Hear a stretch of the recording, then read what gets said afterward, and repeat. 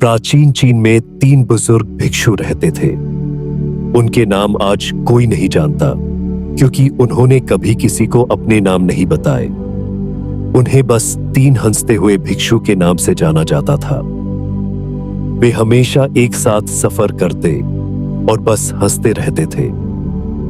जब वे किसी गांव या शहर में जाते तो वहां के मुख्य चौराहे पर खड़े होकर हंसने लगते। धीरे धीरे वहां के लोग भी उनकी हंसी में शामिल हो जाते और जल्द ही पूरे गांव में हंसी फैल जाती। उनकी हंसी ही उनकी प्रार्थना और शिक्षा थी। उन्होंने कभी किसी से बात नहीं की। पूरे चीन में लोग उन्हें प्यार और सम्मान देते थे, क्योंकि उन्होंने जीवन को खुशी और हंसी का अवसर माना। वे वर्षों तक इसी तरह खुशी फैलाते रहे।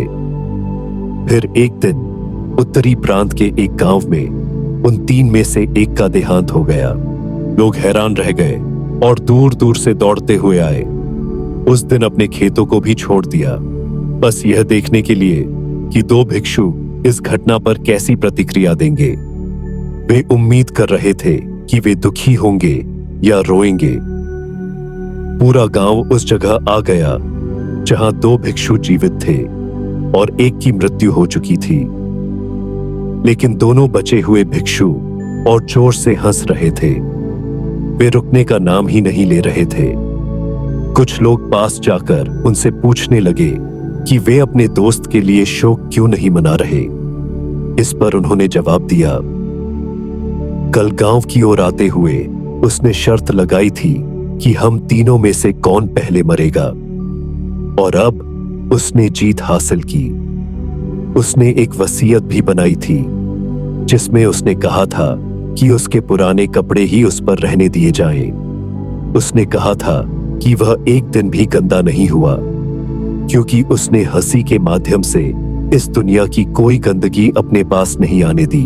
तो बुजुर्ग का शरीर उसी कपड़े में चिता पर रखा गया जो उन्होंने आते समय पहना था।